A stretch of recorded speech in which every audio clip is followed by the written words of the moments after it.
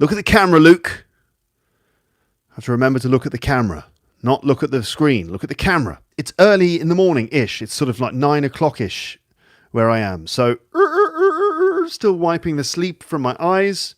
But I'm ready to solve a murder. So let's do this. Okay, so I'm going to start the audio in 3, 2, 1, now. Hello listeners and welcome to episode 614.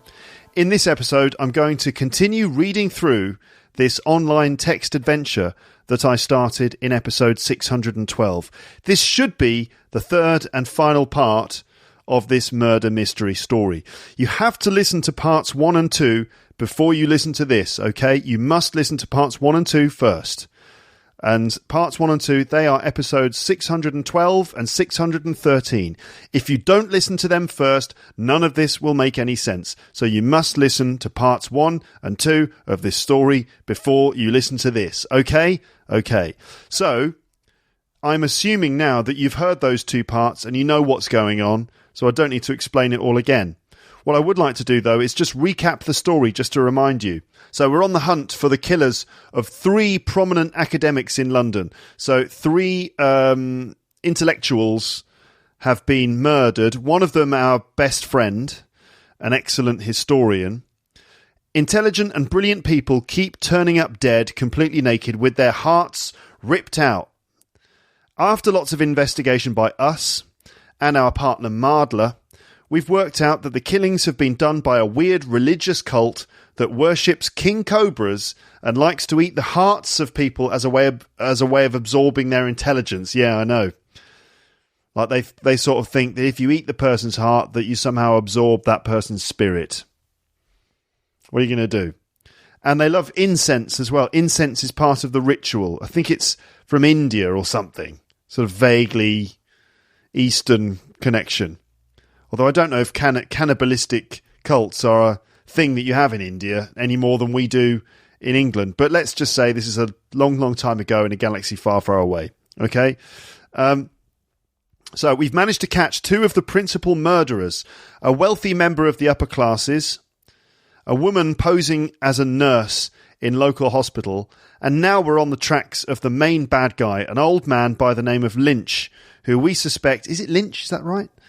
We suspect he's currently holding a French intellectual hostage with a plan to murder him and eat his heart in the next few hours. Earlier in the story, if you remember, we got shot. We had to jump out of a window. So we're nursing an injury in our back and we're not at our full strength.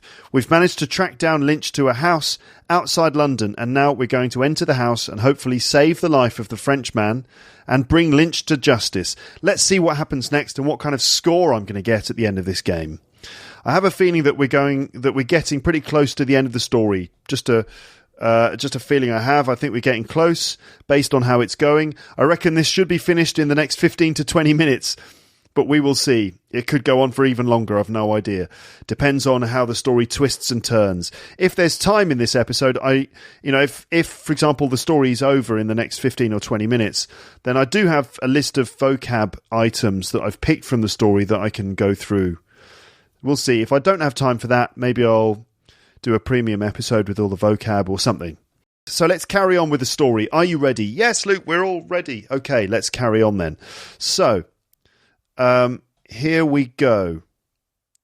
So we've worked out that Quentin Lynch, is in this house.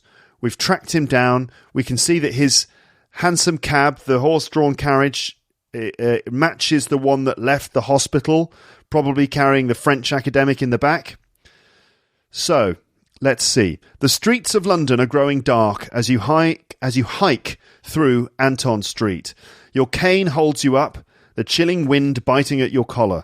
There aren't many people on the street, aside from the occasional passing carriage, a few walking Londoners, and a man taking a smoke break beside his handsome cab. Eureka! You see a carriage outside a small house that matches the one that had left the Dacre Hotel, an 1835 Clarence carriage, grey with black wheels. You carefully approach the house, the faint aroma of incense emanating from within. The Columbrigem ritual could begin at any moment, if it hasn't already started. You walk to the door and begin fiddling with the lock. This scenario seems justifiable as probable cause. So you're sort of justifying breaking into this house because you think you've got probable cause, meaning you think there's probably a good reason for doing it. You can't accept another casualty. Click. The door gently swings open and you begin sneaking through the house, pistol in hand. You ascend the stairs to the second floor, following the sound of a muffled conversation.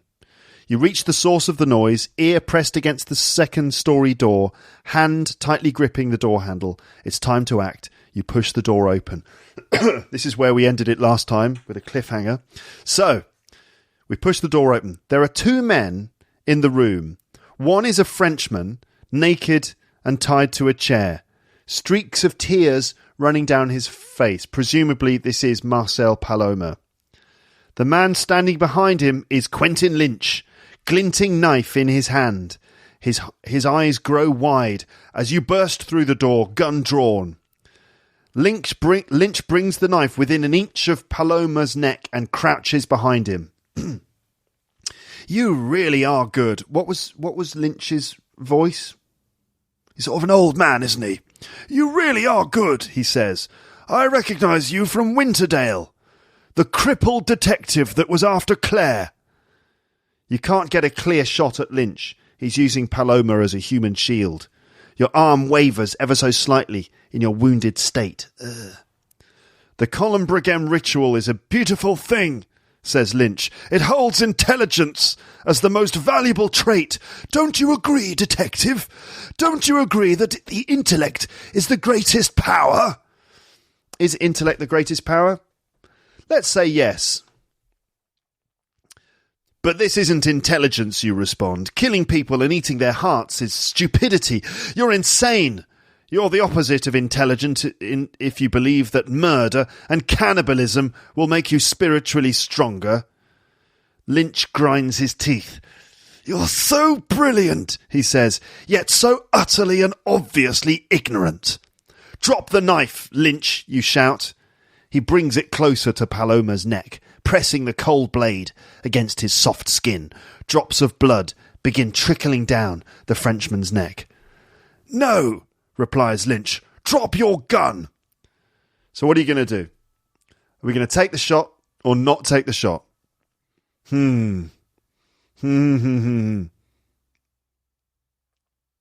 He's hiding behind this French guy. Can we afford to shoot the French guy? Nah. I was considering it there. Oh, maybe, we could just lose a French person. It's not that bad, is it? Just joking, all right? No, I think we're not going to take the shot. I can't risk it. It's too risky. I'm not going to take the shot. I'm going to wait for another opportunity. Yes, it was the right choice. You don't have a clear shot of Lynch, so you hold off. It's too risky. Lynch rushes towards you with Paloma as a shield, throwing him at you. The Frenchman collides with you, knocking your gun out of your hand and sending an agonizing jolt of pain through your wound. Ow! Lynch turns and runs out of the room through a back exit. As you fumble to grab your gun off the floor, he disappears through the doorway while you shakily rise to your feet, your back throbbing. You can feel blood seeping through your clothes. I'll be back, you grunt. It's not the end of the story. You follow Lynch through the doorway and enter... Wait a minute, he said, I'll be back. You can't say that. That's Arnold Schwarzenegger's catchphrase. Unless this whole time this detective has been played by Arnold Schwarzenegger. What are some of the things he said to him? But this isn't intelligence. Killing people and eating their hearts is stupidity. My Schwarzenegger impression is really not that good. All it is just... and then something that sounds a bit like Werner Herzog. This isn't intelligence. Killing people and eating their hearts is stupidity. No. Most of you don't even know who Werner Herzog is, but I tell you what, he is in the new... What? He's in the Mandalorian, the Star Wars TV series. Anyway. So, I'll be back, you grunt. You follow Lynch through the doorway and enter another room. There's a set of stairs descending to your left, and a window to the street to your right. You see Lynch has already quickly climbed down the stairs and he's outside climbing into his carriage. How do you plan to pursue him? Jump out of the window or rush down the stairs? Well, considering the injury we've got, we can't jump out the window. We're going to rush down the stairs. Yes, the right decision. Your back can't take any more damage, so you hastily descend the stairs instead of throwing yourself out of the window. You don't need to be a brilliant detective to work that out, do you? If you've got a gunshot wound in your back that's bleeding profusely, probably best to take the stairs. You arrive at the street and see Lynch's heavy carriage lumbering away. You can't catch him on foot. You see the same cab driver from earlier, still on his smoke break, slouching beside his handsome cab. "Police commander!" you cry out as you make your way over to the cab. You jump up and take hold of the reins, cracking them loudly to get the horse's attention. You begin racing down the London road towards Lynch. Wonderful. A chase. You're catching up to Lynch's heavy carriage as you gallop down the cold street. There are 2 carriages between you and Lynch, blocking most of the road. There's just enough room between you for you to squeeze through. Alternatively, you could hop up onto the sidewalk to go around them. So there are 2 carriages. There's just enough room between them for you to squeeze through, or we go up the sidewalk. I'm not going up the sidewalk. It's going to be too bumpy. I'm not physically prepared for that. I'm going to drive between the carriages. Oh dear, it was the wrong mistake. You yank the reins of the cab and swerve between the 2 blocking carriages. There's just enough room for the cab to fit, but your reckless driving spooks the horses. So the horses have been sort of scared or spooked by my bad driving. One of the horses reacts by kicking wildly, flinging its driver off into the street, and striking your carriage with a hoof, precariously knocking it up on 2 wheels.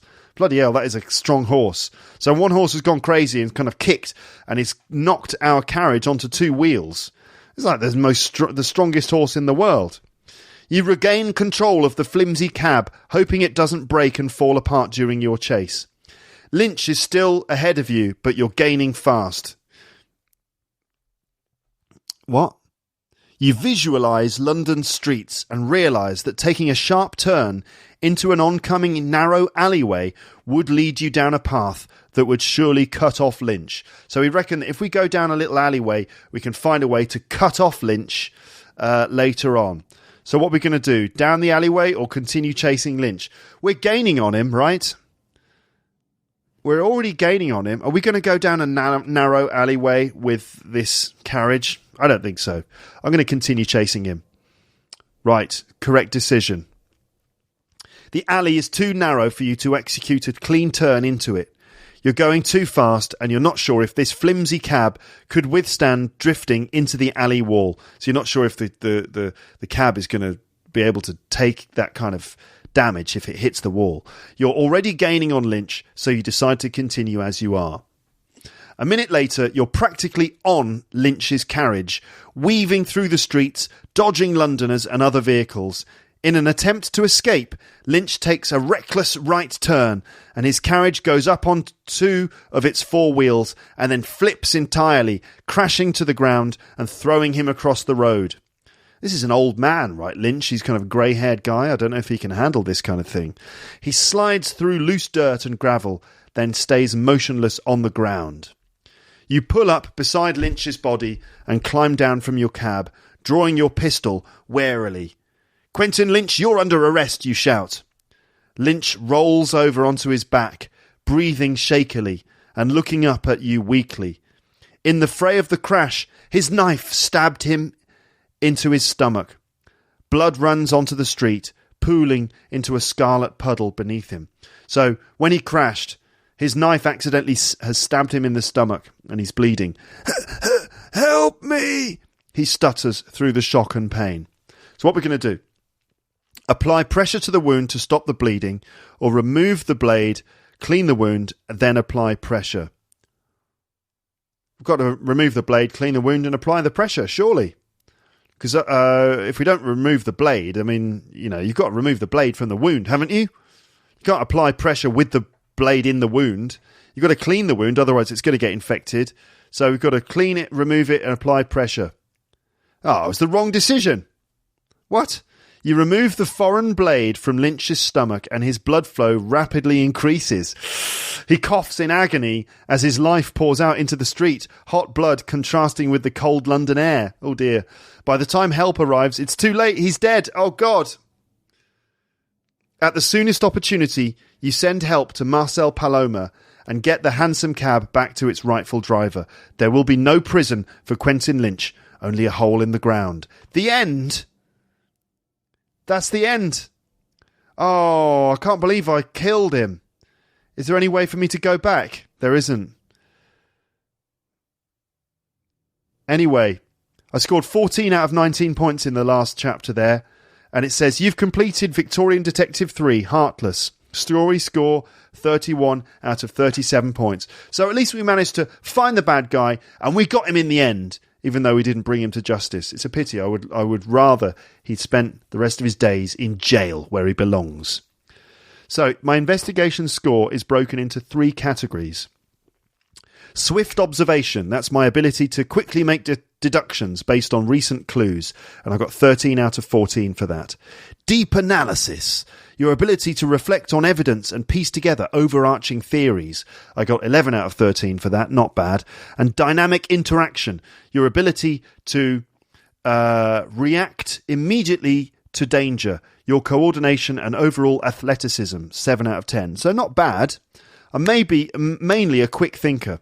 So here is what my score means. I got 31. That means I'm a discerning detective. That's nice. And discerning, that's a nice word, isn't it? Discerning basically means that you've got really good judgment.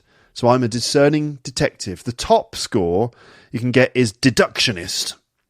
And the next one from that is ingenious investigator. So I'm 3 from the top. Not so bad. And Peter Carlson writes at the end, thanks for playing. Please rate the game and review. I would love to leave a review, but I need to be logged in to do that, I think. Log in to post a review or comment. I'm not going to do that right now, but you could do that if you have been reading along with me. Why not do that and let Peter Carlson know how much you've enjoyed the story? Right, so I've been going for nearly 20 minutes. I said before that I'd go through a vocab list. Okay, so I've got a list of words then, which came from mostly, to be honest, parts 1 and 2 of this. I'm just going to put the word list on the right page here. This is the page for 614. Okay, so let me go through this word list now then. Just as a reminder, these are words that you've heard in the story and words that I may have quickly explained, but let me just go through them fairly quickly. I'm not going to go through them in the same level of depth that I would go through language in a premium episode. I'm just going to go through it quickly just to give you a little reminder. So we had the word acclaimed, an acclaimed historian. That means that lots of people have praised this person. He's been critically praised. Lots of people said lots of good things about him. He's celebrated and praised as a great academic historian. That was Julian. The odour of varnish. Odour, spelt O-D-O-U-R in British English, means smell. And varnish is that stuff that you paint onto wood to protect it or to make it look shiny. So the odour of varnish, the smell of varnished. A furrowed brow. I think this is Julian while he was playing chess with us. Furrowed brow. Your brow is basically the area just above your eyes. It's on your forehead. And a furrowed brow is a brow that's kind of creased in concentration. So there are wrinkles in it. It sort of squeezes together in the middle. When you're thinking really hard. That's a furrowed brow. Okay? A loner is someone who sort of spends most of their time on their own. A loner. Julian chuckles. To chuckle. It's just another word which means to laugh. Ha ha ha ha ha. It's kind of a soft laugh. And then, I thought I had you for a minute. Remember, they were playing chess. And Julian thought he had me for a minute, meaning he had me in a position where he could win. So, I've got you. We've got you now. I have you now. I thought I had you for a moment. A raving lunatic. I think this is the guy who turns up at the hospital and he's high on cocaine and his eyelids are dilated and he's crazy. And he's having a fight with someone. He's a raving lunatic. A lunatic is basically a crazy person. And raving means kind of talking incoherently, talking kind of just talking, not just rambling, but talking completely incoherently. Okay, so ranting and raving, we call it. So you can imagine someone who's really high on some amphetamines or cocaine or something would be raving. And we actually do say a raving lunatic and a raving madman as well as an adjective that goes before those words. Okay, so let's see. So let's carry on. A bookmark. A bookmark is just something that you put in a book. Do I have a bookmark anywhere here? Yeah, I've got a book here which is called Crap Dad Jokes. I could do an episode of the podcast using jokes from this book. Someone gave it to me for Christmas or something. Crap Dad Jokes. And I've got to page 36 of this book, and I've been using an envelope as a bookmark. But you can get much nicer bookmarks than this. I'm sure I had one on the table here somewhere. So it's just basically like a piece of paper or card that you put into a book to save your space in the book. That's a bookmark. And if you remember, Julian was reading books about the Napoleonic Wars, history of the Napoleonic Wars, and so his bookmark was slowly moving through the books to show that he'd been making progress. Next is the word bags under your eyes. So if you're feeling tired, right? If you're feeling tired, then you might have bags under your eyes, basically. Sometimes we say rings around our eyes or bags under our eyes. Okay? Julian had bags under his eyes because he'd been working on some sort of new academic journal, I think, or study or something. Okay, so next we have confident footsteps. Confident footsteps. I don't remember where that was from, but footsteps. Footsteps is the sound of someone walking. Click, clock. Those are footsteps, okay? A mutilated corpse. Mutilated means it's been kind of it's been cut, violently cut and disfigured. Ugh. Disfigured, cut up. And a corpse is a dead body. So a mutilated corpse, a body that's been cut and gutted like an animal. Now, before you eat, let's say, a fish, you need to slice it open and remove all its guts. You remove all the guts, all the bad parts that you don't want to eat. That's called gutting an animal. And in this case, the victims had been gutted like an animal. Okay? So there you go, gutted like an animal. We also use gutted as a slang word to mean disappointed. Oh, I'm absolutely gutted. I can't believe we let him die at the end of the story. She has blisters on her left fingertips from the strings. Blisters are things that you might get on your fingers or your feet as a result of friction. So if you're just learning to play the guitar or violin or something, you might get blisters on your fingers. When I play the bass, when I haven't played for a while, because the strings are so thick, I often get blisters on my fingers. Like the famous outtake from the end of, what is it? Yeah Blues by the Beatles, where Ringo shouts, "I got blisters on my fingers." Because he's been playing the drums so hard, he's got blisters on his fingers. Okay. So next we have several expressions meaning to like look through something. So the first one is to rummage through a desk drawer. So you know what a desk drawer is? That's in the desk you pull out a drawer and you can keep things inside it. So rummaging through a desk drawer, and that's kind of like getting your hands in the drawer and going through it. Everyone's got one of those drawers in their house or their flat. Just a generic drawer full of stuff that you don't know what to do with. And when you need to find something like a cigarette lighter or something like that, you open the drawer and you rummage through it. There you go, to rummage through it. The other expression is to dig through something, which is like the same thing. But in this case, it was Marilyn hastily digs through her bag. So one of the characters dug through her bag. It's a bit like rummage through, dig through, like go into the bag. Because we know that women's handbags are sort of, they're like the TARDIS. They seem small on the outside, but they're massive on the inside. And they contain all of your worldly possessions. And you have to like dig through your bag in order to find like your keys or whatever it is. Another line here is, Marilyn is taken aback. If you're taken aback, it basically means that you're surprised. Okay? Taken aback means surprised. Like, ooh! You could mention it physically taken aback, like you're moved back, like, wow! Surprised. So she digs through her bag, and her hand returns clutching 2 ticket stubs. Ticket stubs are parts of a paper ticket.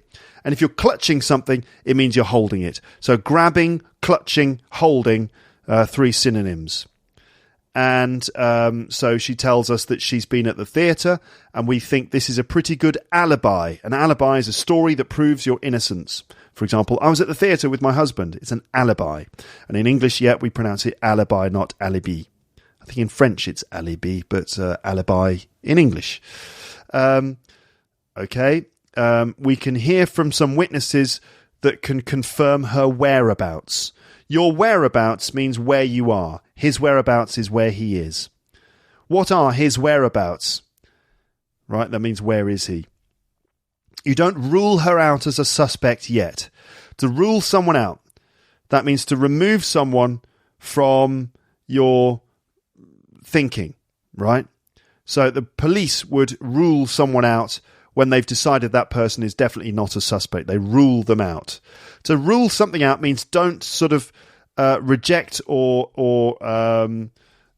forget about one possibility, okay, to rule it out.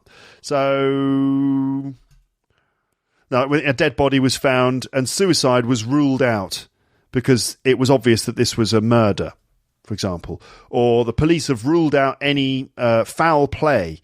Foul play is the word that they always use to describe something like murder. So police have ruled out any foul play. They've ruled out murder. In this case, we don't want to rule out Marilyn from our investigation yet. At one point, pollen was mentioned. Pollen, do you remember that? Pollen is the stuff that's produced by flowers and trees, and it helps in reproducing the plants. So in springtime, some people get hay fever because they're allergic to the pollen which is in the air. Bees and other insects like to collect pollen, and they kind of move it often between flowers, pollinating the different plants in the process. That's pollen. 2 of the characters got into a violent scuffle. A scuffle is like a physical fight. You can imagine 2 people struggling, maybe falling on the floor together.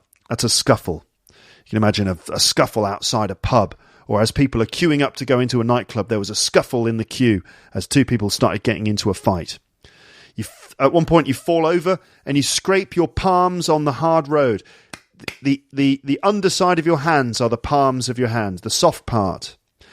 Okay, and the other side is the back of your hand. So you've got the palm of your hand and the back of your hand. Okay. You stumble back onto your feet and catch up with Mardler. A very common phrasal verb. To catch up with someone means to get to the same position as them, to get to the same speed as them. Sweat is forming on your brow.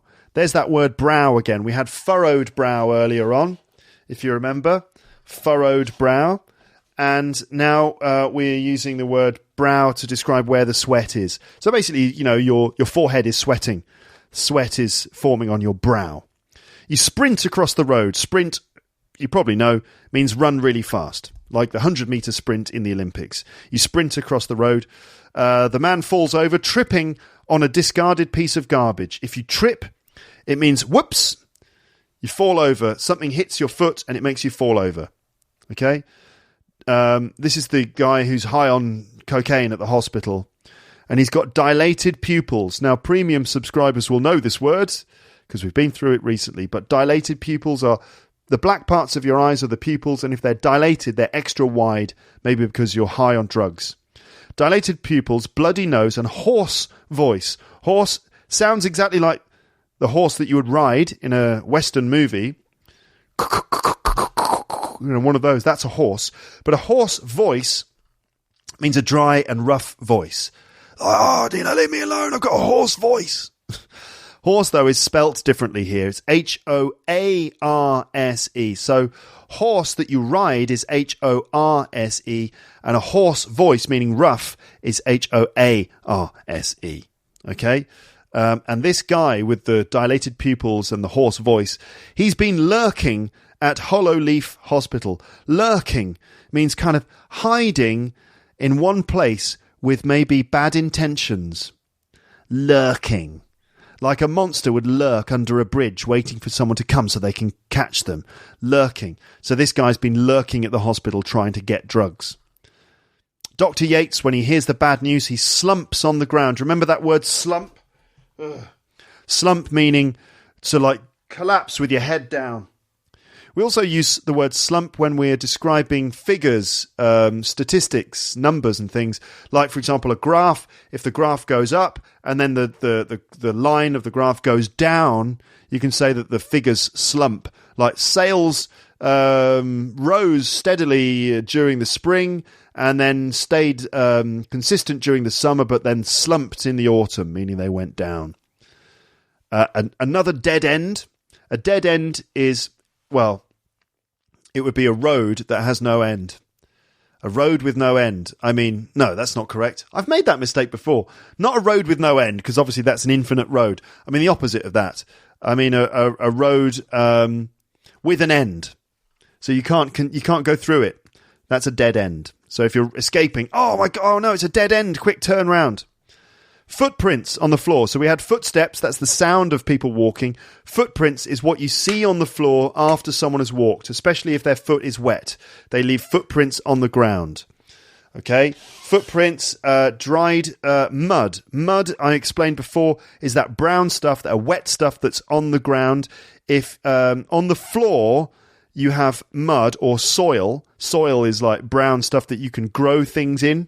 You have soil in a field and you plant things in the soil. Mud is when it's like too wet and it's all sticky and disgusting. That's mud.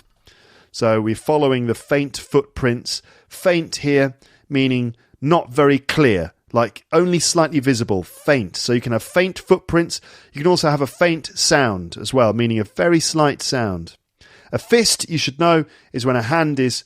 all the fingers and the thumb of the hand are pulled together to create a fist, which you would use to punch someone. That's a fist. There's a bruise on Julian's face. A bruise is an injury that you would get maybe after someone punched you with their fist. A bruise is usually like blue in colour, maybe black, maybe a dark green. So that's when, I guess, the capillaries in the skin or whatever have been damaged and it creates like this discoloration. So it's like a dark mark on your skin as a result of damage. That's a bruise. The floorboards creak noisily as you walk over them. To creak is to make a noise like this. You know, creaky floorboards. Okay, the floorboards creak as you walk over them. You tackle him to the ground. That's like in rugby. You know, when you grab someone and force them to hit the floor, you tackle him. Also, you tackle things in football as well. Tackle players in football, but with your legs. But in rugby, you tackle someone by grabbing them. You can also tackle a problem as well, which is another expression, meaning how are we going to tackle this issue? How are we going to solve it? Most of the doctors and nurses have gone home for the night, but a few stragglers are left caring for the sick and wounded. Stragglers are basically people who are left behind. So imagine there's a party, and most people went home from the party at like 12 o'clock, but there are still a few stragglers who stayed until 3.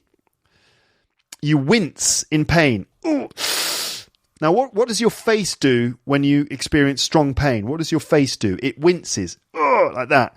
Your face takes a... It's like you wince. It's the only word for it. To wince in pain. Ow! Like that. It's when your face changes shape when you're experiencing pain.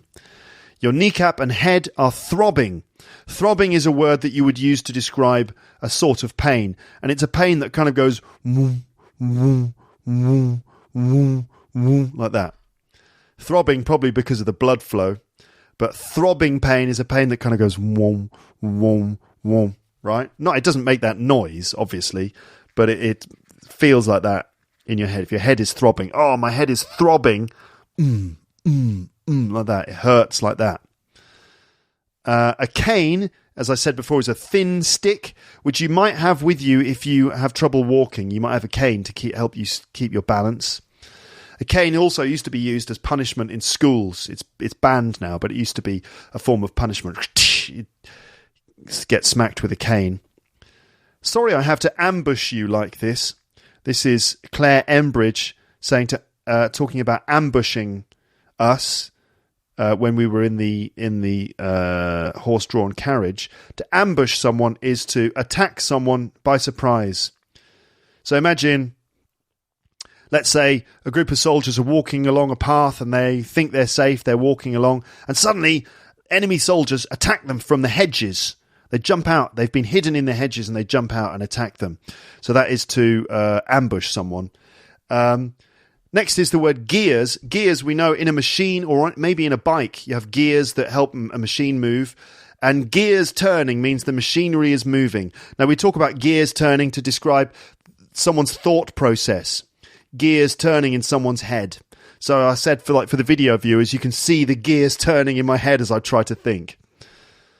Crisp morning air fills your nostrils. Where are your nostrils on your body? Well, they are the holes in your nose. These are your two nostrils.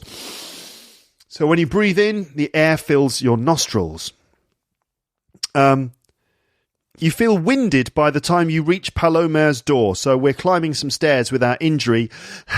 And if you're winded, it's like the wind has been knocked out of you. It's not just out of breath, but it's like if you're winded, it means you can't breathe. Someone punches you, you'll be winded. Like that. That's to be winded. It's not just to be out of breath, but it's to feel like you've got no air left in your body. A shard of glass. A shard of glass. A shard of glass is basically like a piece of glass that looks a bit like a knife. That's a shard of glass. It's like a thin, sharp piece of glass. That's a shard of glass. There was a shard of glass on the floor of Palomer's room, if you remember. Mardler ponders your theory. To ponder something is to think about it. I'm just pondering your question. Okay, pondering a theory. He was brushing up on German translations when we last saw him. To brush up on something is to kind of try and improve something in a short time. Okay, so for example, if you're going to go to Germany, you might brush up on your German by going through a German phrase book or something. Okay, you can say, my English is a bit rusty, so I need to brush up on it. So I'm listening to Luke's English podcast to help me brush up on my English. At one point, you limp into a shop. Limp is a way to walk. If you listen to the episode, the free episode in the app about ways of walking, you'll know this word. To limp is when you have an injured leg, you walk in a sort of uneven way.